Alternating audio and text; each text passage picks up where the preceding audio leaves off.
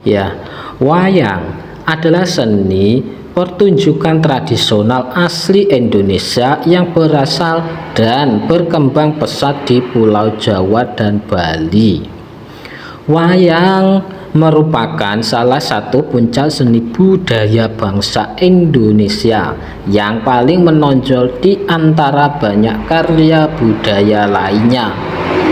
Wayang meliputi seni peran, seni suara, seni musik, seni tutur, seni sastra, seni lukis, seni pahat, dan seni pertambang.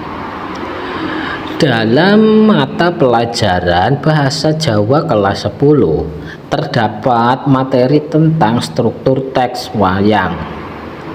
Cerita wayang merupakan cerita fiksi dalam budaya Jawa yang diturunkan dari generasi ke generasi.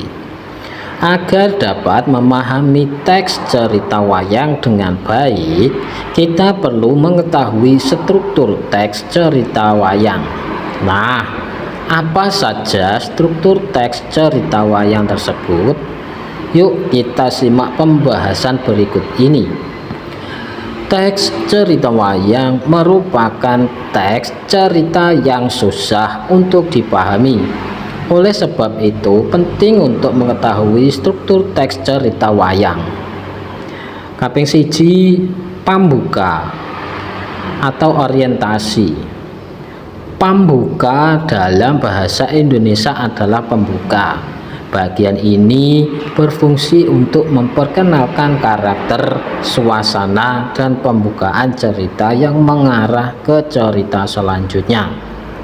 Kaping pindu, pasulayan atau komplikasi. Pasulayan dalam bahasa Indonesia adalah konflik.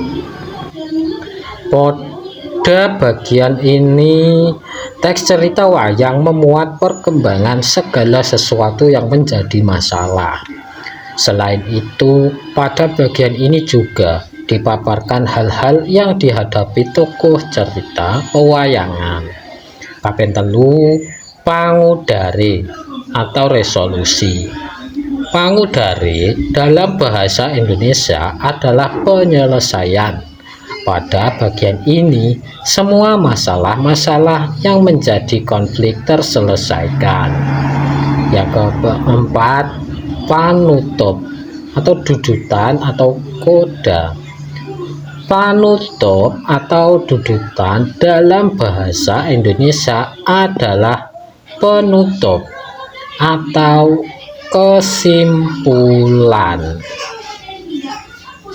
Pada bagian ini tergantung pada pemirsa atau pembacanya ya.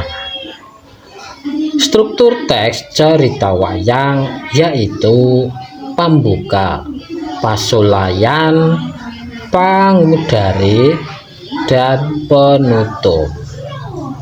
Nah, itulah struktur pada teks cerita wayang yang perlu kita ketahui supaya kita semua tahu tentang apa makna yang disampaikan pada saat wayang itu diselenggarakan.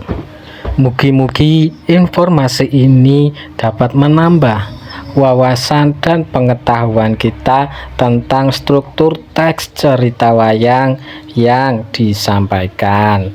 Mugi-mugi dipun paringi manfaat lan matur nuwun.